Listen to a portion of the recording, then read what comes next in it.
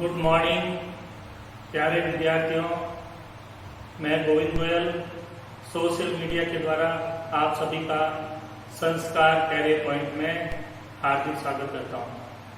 तो आज पढ़ाई को आगे बढ़ाते हैं और आज अपन एक टॉपिक लेते हैं विद्युत सतत रेखाएं। इंपॉर्टेंट टॉपिक है, अच्छे सवाल बनते हैं। विद्युत सतत रेखाएं, विद्युत सतत रेखाएं, इनको विद्युत बल रेखाएं भी कहते हैं। विद्युत बल रेखाएं या विद्युत फ्लक्स रेखाएं भी कहते हैं। विद्युत फ्लक्स रेखाएं, इलेक्ट्रिक फील्ड लाइंस इंग्लिश में कहते हैं। मैन का नाम है विद्युत सतत रेखाएं। वैज्ञानिक फैराडे ने इनको विद्युत बल रेखाएं कहा था और ये फ्लक्स के बारे में जानकारी मिलती है, इसलिए इनको विद्युत फ्लक्स रेखाएं भी कहते हैं। अब एक्चुअल में क्या होता है कि कोई धनावेश को अगर अपन विद्युत क्षेत्र में रखते हैं तो वह स्वतंत्रता पूर्वक गति करेगा, तो उसका जो गमन पथ होगा, जिस पथ पर वो चलेगा, उस गमन पथ को दर्शाने के लिए वक्र बनाते हैं, काल्पनिक वक्र बनेगा। तो उस काल्पनिक वक्र को क्या कहा जाता है? विद्युत सतत रेखाएं कहा जाता है। विद्युत क्षेत्र में एकांक धनावेश के गमन पथ को दर्शाने वाले काल्पनिक सतत वक्र को विद्युत सतत रेखाएं कहते हैं। क्लियर? ये परिभाषा इंपोर्टेंट परिभाषा है, याद रखिएगा। इंपोर्टेंट परिभाषा है बोर्ड के अकॉर्डिंग। विद्युत क्षेत्र में, विद्युत क्षेत्र में एकांक धनावेश, एकांक धनावेश के गमन पथ को, गमन पथ को दर्शाने वाले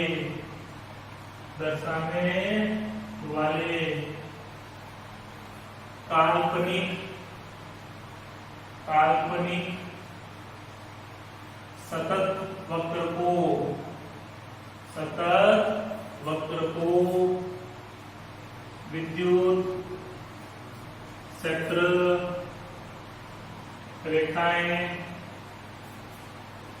कहते हैं।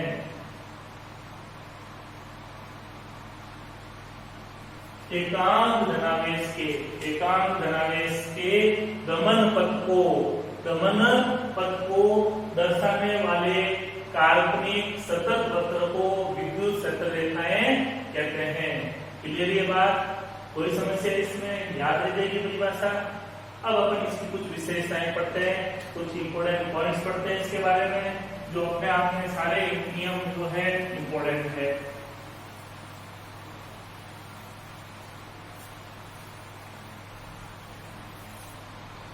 विद्युत सतत रेखाओं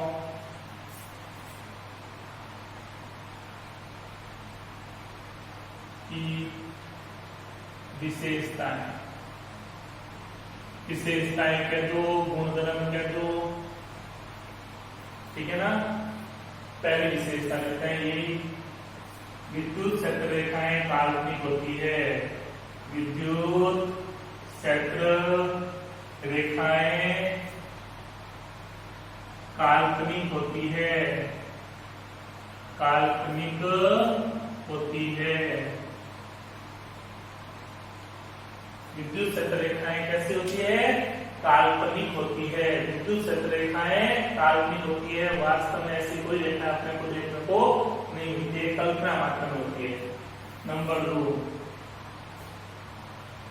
विद्युत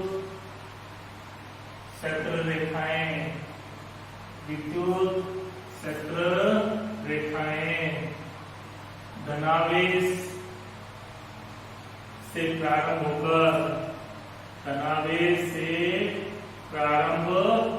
होकर ऋणावेश पर समाप्त होती है।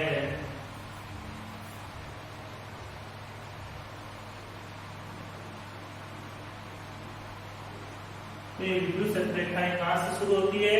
धनावेश से शुरू होती है और ऋणावेश पे जाके समाप्त हो जाती है। ऐसे ये प्लस ये माइनस, प्लस से शुरू होगी माइनस पे जाके समाप्त हो जाती है। प्लस से शुरू होती है और माइनस पे समाप्त हो जाती है। नंबर 3, एकल धनावेश की बात करते हैं। एकल धनावेश के लिए, एकल धनावेश के लिए विद्युत क्षेत्र रेखाएं, विद्युत क्षेत्र रेखाएं त्रिज्यतः बाहर की ओर होती है, बाहर की ओर होती है और अनंत पर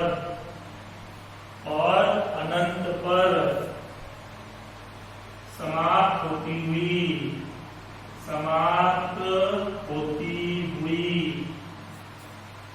प्रतीत होती है। अगर अपन अकेला धनावेश देते हैं, ओनली प्लस चार्ज देते हैं, तो विद्युत क्षेत्र रेखाएं इसकी त्रिज्या के अनुदिश, त्रिज्या का मतलब त्रिज्या के अनुदिश बाहर जाती हुई, बाहर की ओर, जिधर भी आप त्रिज्या बढ़ाओगे उस और बढ़ा सकते हो, त्रिज्या बाहर की ओर होती है और अनंत पर समाप्त होती प्रतीत होती है। जाकर रेखाएं कहां पे समाप्त होगी? अनंत पर, क्योंकि अकेला प्लस ये माइनस पे जाकर समाप्त होती है। माइनस यहाँ है नहीं, मतलब अपन मानेंगे माइनस अनंत पे रखा हुआ है। तो ये रेखाएं अनंत पर जाकर समाप्त होती हुई प्रतीत होती है। क्लियर? इसी तरह से चौथा पॉइंट लेते हैं, एकल ऋणावेश। एकल ऋणावेश के लिए विद्युत क्षेत्र रेखाएं, विद्युत क्षेत्र रेखाएं त्रिज्यतः अंदर की ओर होती है, अंदर की ओर होती है और अनंत से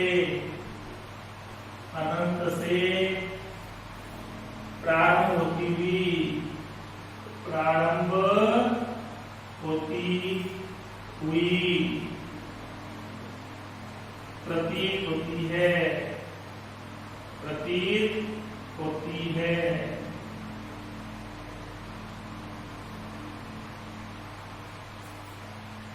प्रतीत होती है। ये तो अनंत पे जाके समाप्त होती है, अनंत से आती हुई प्रतीत होती है। ये क्यों की त्रिज्यतः देखिए अंदर की ओर होगी, क्योंकि विद्युत क्षेत्र रेखाएं ऋणावेश पर आकर के क्या होती है? समाप्त होती है। विद्युत क्षेत्र रेखाएं ऋणावेश पर आकर के क्या होती है? समाप्त होती है। तो ये अनंत से आकर के माइनस पर समाप्त होगी, ये प्लस से जाकर के अनंत पे समाप्त होती है और एकल ऋणावेश के लिए अनंत से आकर के ऋणावेश पर समाप्त होती है। क्लियर? नेक्स्ट करते हैं 5th पॉइंट पे,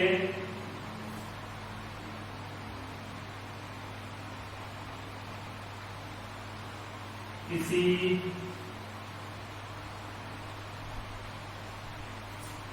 बिंदु आवेश से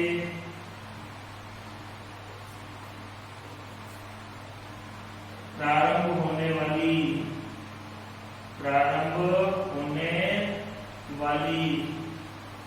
या बिंदु आवेश पर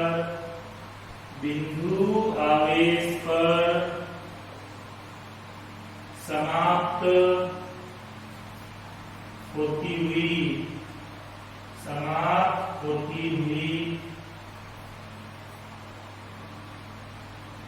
विद्युत क्षेत्र रेखाओं की संख्या, विद्युत क्षेत्र रेखाओं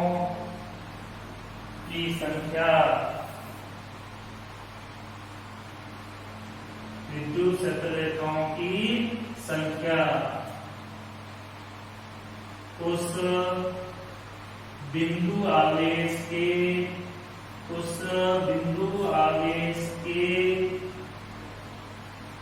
परिमाण के समानुपाती होती है।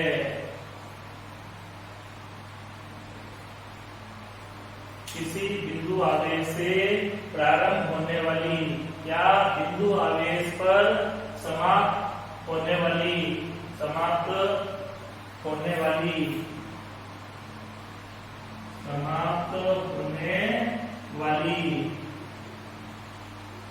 विद्युत क्षेत्र रेखाओं की संख्या उस बिंदु आवेश के परिमाण के समानुपाती होती है। एक पर्टिकुलर बिंदु आवेश से कितनी रेखाएं निकलेगी या उस पर कितनी रेखाएं आकर के समाप्त होगी, उन रेखाओं की संख्या उस आवेश के परिमाण, उस आवेश के मान पर निर्भर करेगा। आवेश का मान जितना ज्यादा होगा विद्युत क्षेत्र रेखाएं उतनी अधिक होगी, जितना आवेश का मान कम होगा विद्युत क्षेत्र रेखाओं की संख्या भी कम होगी। क्लियर? ये 5 पॉइंट समझना है। बड़े आगे हर एक पॉइंट अपने आप में इंपोर्टेंट है, अच्छे से याद रखिएगा, टाइम फ्रेम का यूज भी होगा।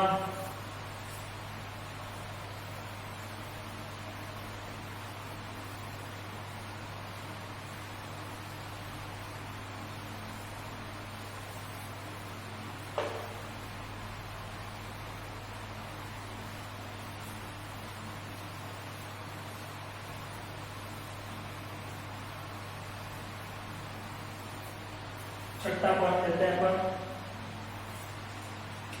6 पॉइंट। किसी बिंदु पर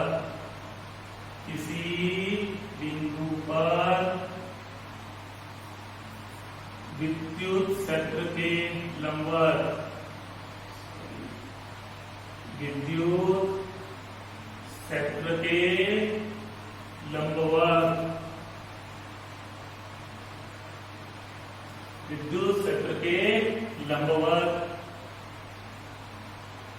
एकांक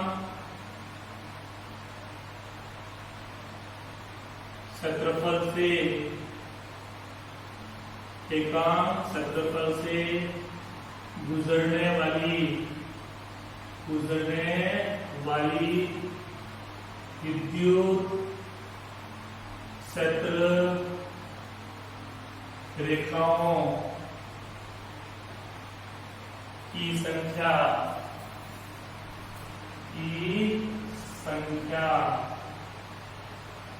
इसको आगे जाके अपन विद्युत फ्लक्स बोलेंगे। विद्युत फ्लक्स संख्या उस बिंदु पर विद्युत क्षेत्र की तीव्रता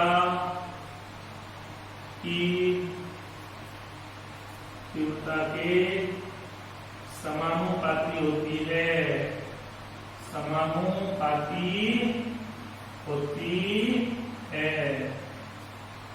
तो किसी बिंदु पर विद्युत क्षेत्र के लंबवत अगर अपन एकांक क्षेत्रफल लेते हैं और उस एकांक क्षेत्रफल से कितनी विद्युत क्षेत्र रेखाएं निकलेगी, उन विद्युत क्षेत्र रेखाओं की संख्या उस बिंदु पर विद्युत क्षेत्र की तीव्रता के समानुपाती होगी। जितनी विद्युत क्षेत्र की तीव्रता अधिक होगी विद्युत क्षेत्र रेखाओं की संख्या अधिक मिलेगी उस बिंदु पर, और विद्युत क्षेत्र रेखाओं की संख्या कम होगी तो विद्युत क्षेत्र रेखाओं की संख्या भी कम मिलेगी। नेक्स्ट पॉइंट पे चलते हैं अपन 7 पॉइंट। विद्युत क्षेत्र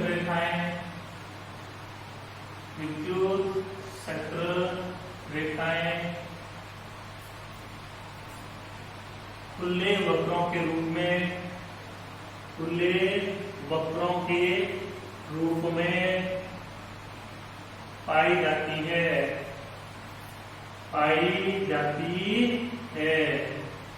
अर्थात विद्युत क्षेत्र रेखाएं विद्युत क्षेत्र रेखाएं बंद लूप या बंद वक्र नहीं बनाती है,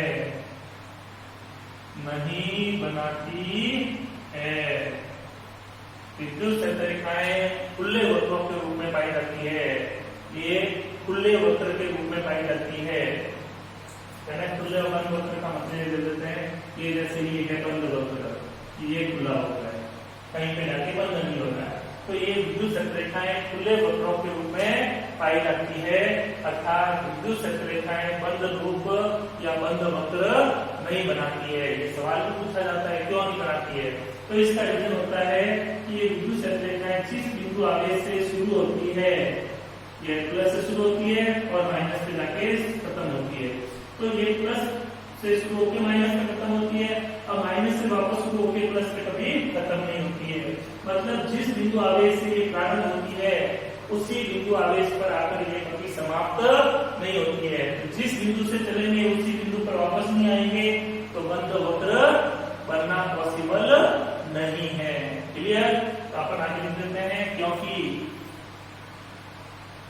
ये प्रश्न पूछे तो लिखना है, बाकी विशेष का में ध्यान देते हो क्या? क्योंकि विद्युत क्षेत्र रेखाएं जिस बिंदु से प्रारंभ होती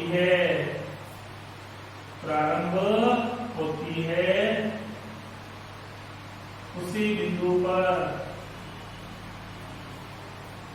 जिस बिंदु आवेश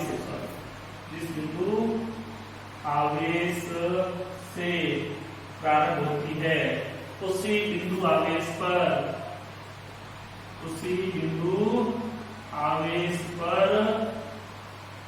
समाप्त नहीं होती है,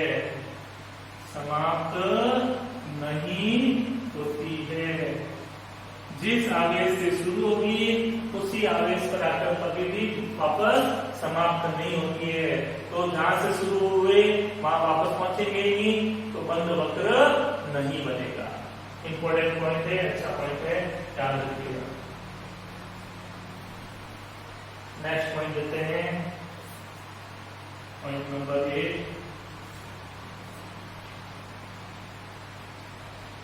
विद्युत क्षेत्र रेखाओं के किसी बिंदु पर खींची गई स्पर्श रेखा उस बिंदु पर विद्युत क्षेत्र या विद्युत क्षेत्र की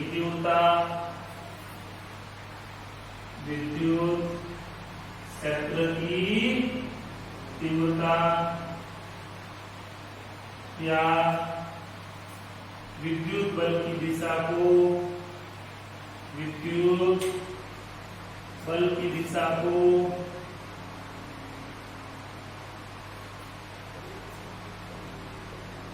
दर्शाती है। अगर अपन किसी बिंदु पर जैसे प्लस से माइनस आपने ये विद्युत क्षेत्र रेखा ली, ठीक है, ये ऐसे जाए।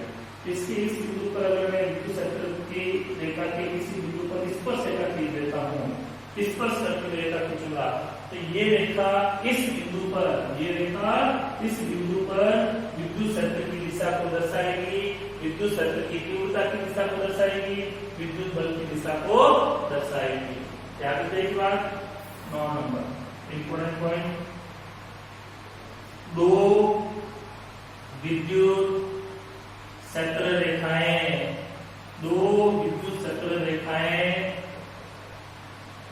परस्पर एक दूसरे को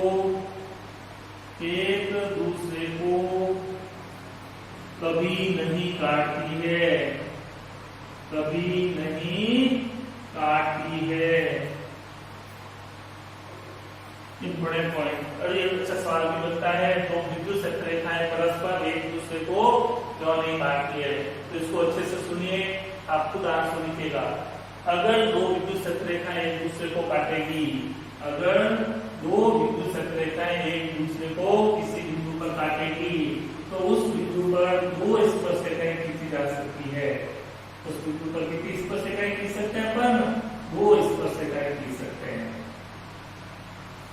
अगर दो विद्युत क्षेत्र रेखाएं एक दूसरे को काटेगी, तो उस कटान बिंदु पर दो स्पर्शरेखाएं खींची जा सकती है, और दो स्पर्शरेखाएं उस बिंदु पर विद्युत क्षेत्र की दो दिशाओं को दर्शाएगी।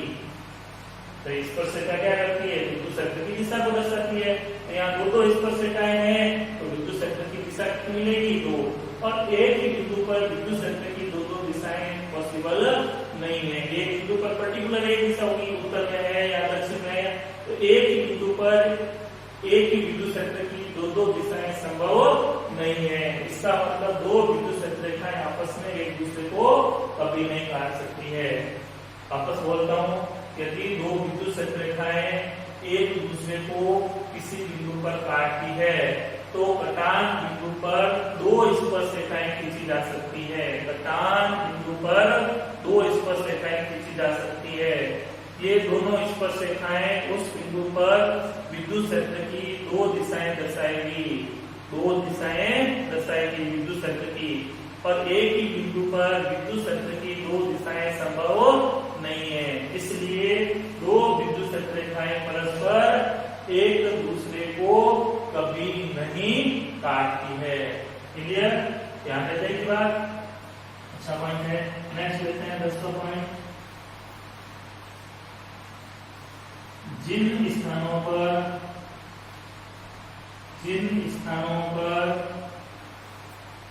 विद्युत क्षेत्र रेखाएं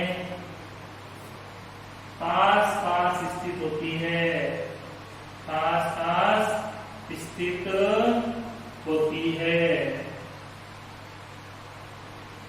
उन स्थानों पर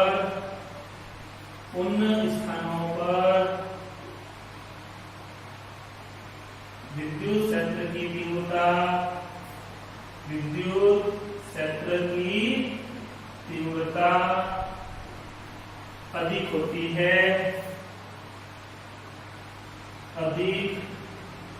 है और विद्युत क्षेत्र प्रबल होता है। प्रबल विद्युत क्षेत्र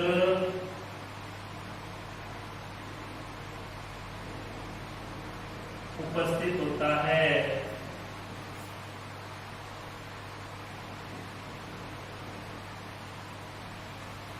तो जहां पे विद्युत क्षेत्र रेखाएं पास में होगी, तो वहां विद्युत क्षेत्र की तीव्रता क्या होगी? अधिक होगी। और विद्युत क्षेत्र की तीव्रता अधिक है, विद्युत क्षेत्र का मान अधिक है, मतलब वहां प्रबल विद्युत क्षेत्र होगा। इसी का उल्टा लिख देते हैं। तथा जिन स्थानों पर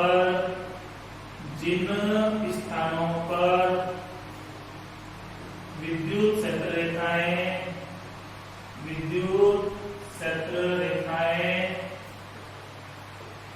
दूर स्थित होती है,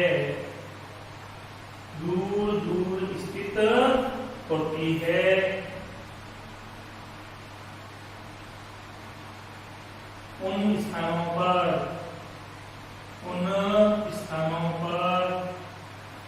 विद्युत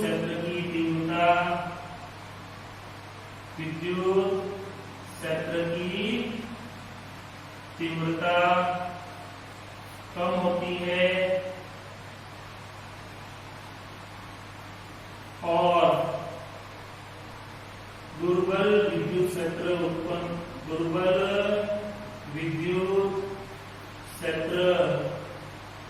उपस्थित होता है।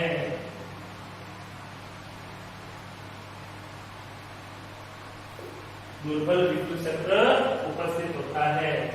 तो जिन स्थानों पर विद्युत क्षेत्र रेखाएं दूर दूर स्थित होगी उन स्थानों पर विद्युत क्षेत्र की तीव्रता कम होती है और वहां पर दुर्बल विद्युत क्षेत्र उपस्थित होगा। याद रखिए की बात। तो ये अगले 5 पॉइंट आपको समझना है, याद कीजिएगा, अच्छे पॉइंट्स है। आगे बढ़ते हैं।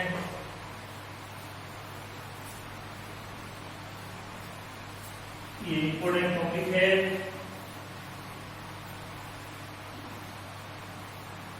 अच्छे से याद कीजिएगा, एक एक पॉइंट को अच्छे से याद कीजिएगा, एक एक पॉइंट को अच्छे से समझिएगा।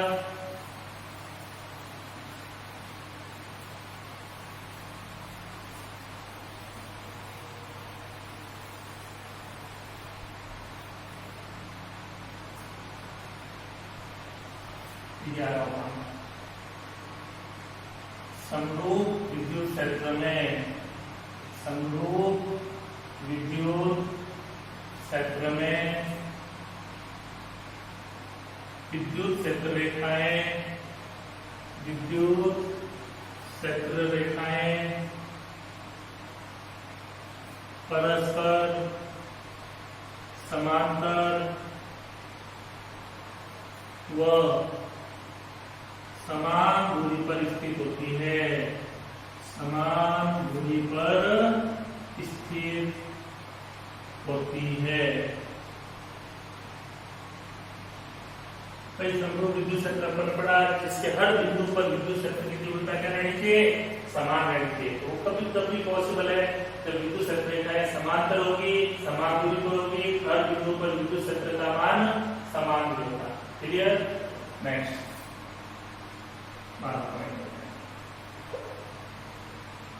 विद्युत क्षेत्र रेखाएं, विद्युत क्षेत्र रेखाएं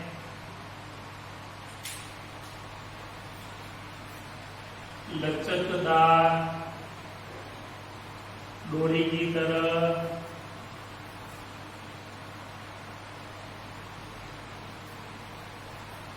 अपनी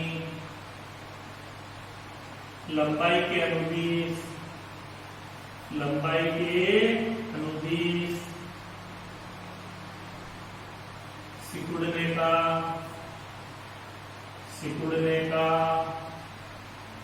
प्रयत्न करती है, प्रयत्न करती है। विद्युत क्षेत्र रेखाओं का यह गुण, विद्युत क्षेत्र रेखाओं का यह गुण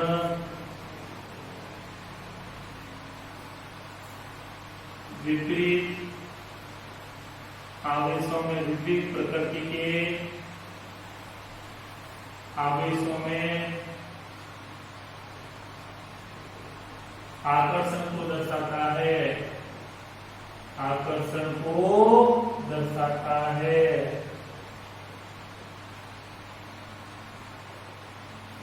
विद्युत क्षेत्र रेखाएं लचकदार डोरी की तरह होती है। लचीली डोरी होती है, उसको खींचकर छोड़ दो, वो धीरे धीरे धीरे धीरे अपनी लंबाई के अनुदेश सिकुड़ने का प्रयास करती है।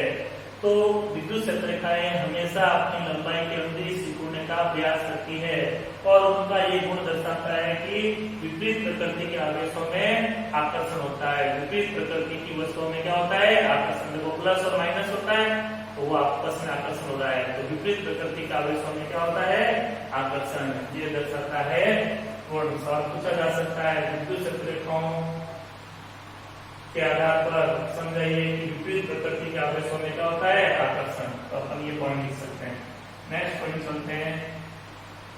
विद्युत क्षेत्र रेखाएं, विद्युत क्षेत्र रेखाएं अपनी लंबाई के लंबवत, लंबाई के लंबवत, लंबाई के लंबवत फैलने का प्रयत्न करती है।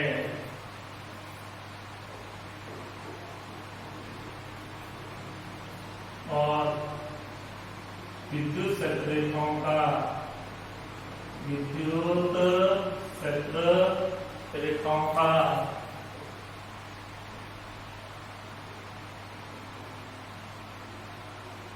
यह गुण समान प्रकृति के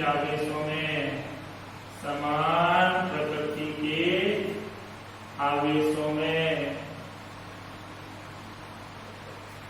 प्रतिकर्षण को दर्शाता है, प्रतिकर्षण को दर्शाता है।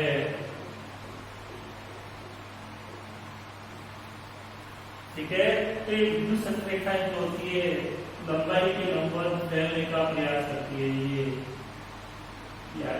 ये फैलने का प्रयास करती है, मतलब एक विद्युत क्षेत्र रेखा दूसरी विद्युत क्षेत्र रेखा को प्रतिकर्षित करती है। इससे ये स्पष्ट होता है कि समान प्रकृति की वस्तुओं में प्रतिकर्षण होता है। ये जैसी रेखा है वैसी ये रेखा है, वैसी वैसी रेखा है, लेकिन एक दूसरे को क्या कर रही है, प्रतिकर्षित। तो इस गुण के आधार पे अपन कह सकते हैं कि समान प्रकृति के आवेशों में क्या होता है, प्रतिकर्षण होता है। नेक्स्ट चलते हैं, 14वां पॉइंट लेते हैं अपन, विद्युत क्षेत्र रेखाएं चालक के पृष्ठ में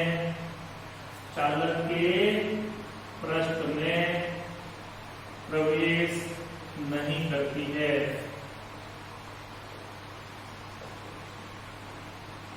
कोई भी चालक वस्तु होगी उसकी सतह के अंदर विद्युत क्षेत्र रेखाएं नहीं पाई जाएगी। क्लियर? नेक्स्ट, समविभव पृष्ठ तथा चालक के पृष्ठ पर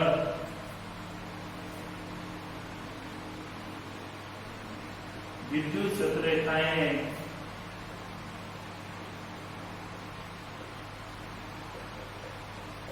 लंबवत होती है,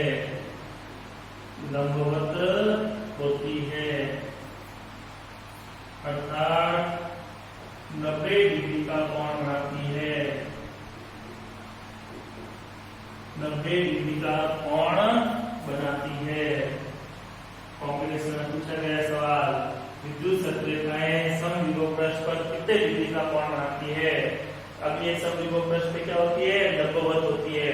लंबवत रेखा क्या करती है, 90 डिग्री का कोण बनाती है।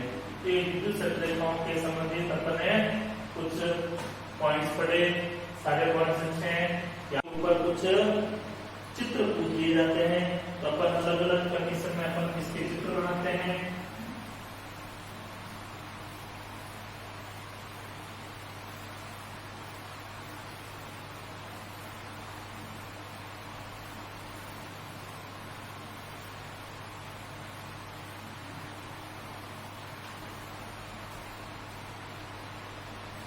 पहला लेते हैं अपन विद्युत द्विध्रुव। तो अगला टॉपिक भी है अपना, उस पर अपन पढ़ेंगे। द्विध्रुव का मतलब दो ध्रुव होने चाहिए, एक धनावेश और एक ऋणावेश पास पास आकर के स्थित हो जाते हैं, ये द्विध्रुव कहलाता है। अब द्विध्रुव में कैसी विद्युत क्षेत्र रेखा बनेगी, विद्युत क्षेत्र रेखाएं प्लस से शुरू होती है, माइनस पे जाके समाप्त होती है। इन चित्रों की प्रैक्टिस कर लीजिएगा, बोर्ड में मोस्टली बार ये सवाल पूछा गया है कि विद्युत द्विध्रुव के लिए विद्युत क्षेत्र रेखाओं का चित्र बनाइए। प्लस से शुरू होती है, माइनस पे आके समाप्त हो जाती है। तो विद्युत द्विध्रुव के लिए चित्र समझ आ गया। दूसरा लिखते हैं एकल धनावेश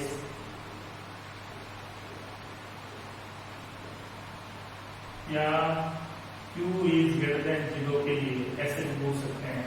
तो एकल धनावेश के लिए अपने बात की थी, प्लस के विद्युत क्षेत्र रेखाएं बाहर की ओर जाती हुई अनंत स्पर्शी होती है, अनंत पर जाकर रुकेगी, ये त्रिज्यता बाहर की ओर होती है। इसी तरह से अपने को प्रूफ ले एकल ऋणावेश के लिए, एकल ऋणावेश के लिए, एकल ऋणावेश या Q इज लेस देन 0 के लिए, तो माइनस कॉन्फिडेंस में भी चित्र दे देते हैं, पूछ सकता है आपको। हमेशा ध्यान रखना है विद्युत सतत रेखाएं प्लस से शुरू होती है, माइनस से समाप्त होती है, और दो विद्युत सतत रेखाएं आपस में कभी नहीं काटती है। चौथा ले लेते हैं अपन दो धनावेश के लिए, दो प्लस आवेश देते हैं आपको, तो प्लस से विद्युत सतत रेखाएं निकलती है, यहाँ पे भी निकलेगी,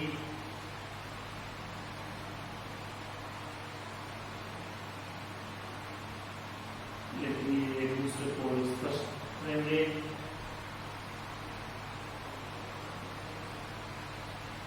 इसी तरह से दो ऋणावेश के लिए, दो ऋणावेश के लिए माइनस, ये माइनस।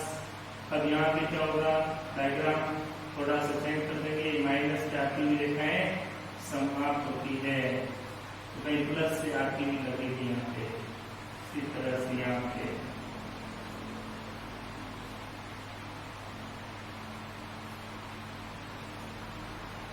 प्लस आएगी, यहाँ पे समाप्त हो जाएगी। छठा लेते हैं अपन समरूप विद्युत चक्र के लिए, समरूप विद्युत चक्र के लिए। तो समरूप विद्युत चक्र के लिए आपको क्या करनी है, समांतर रेखाएं खींच देनी है, क्योंकि समरूप विद्युत चक्र में विद्युत रेखाएं परस्पर समांतर और समान दूरी पर होती है। सातवां पूछे आपको समविभव पृष्ठ के लिए, समविभव पृष्ठ के लिए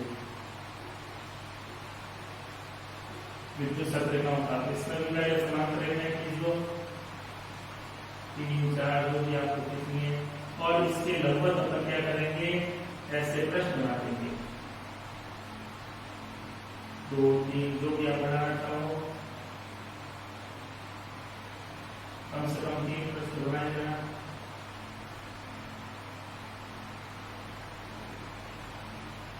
ये समविभव प्रश्न होंगे, तीनों क्या होंगे, समविभव पृष्ठ, और समविभव पृष्ठ पर विद्युत सतत रेखाएं क्या होती है, लंबवत होती है। तो ये सारे अच्छे चित्र हैं, इनमें से कुछ एक का कोई भी आपको एग्जाम में पूछा जा सकता है, इनकी आप प्रैक्टिस कीजिए। कंसेप्ट वही है, विद्युत सतत रेखाएं प्लस से शुरू होती है, माइनस से समाप्त होती है, तो विद्युत सतत रेखाएं कभी नहीं काटती है। समरूप विद्युत चक्र में विद्युत सतत रेखाएं समांतर होती है, समान दूरी पर होती है, और समविभव पृष्ठ पर विद्युत सतत रेखाएं लंबवत होती है। तो ये टॉपिक अच्छे से समझ में आया होगा, इससे आगे नेक्स्ट क्लास में करेंगे। Good day, thank you.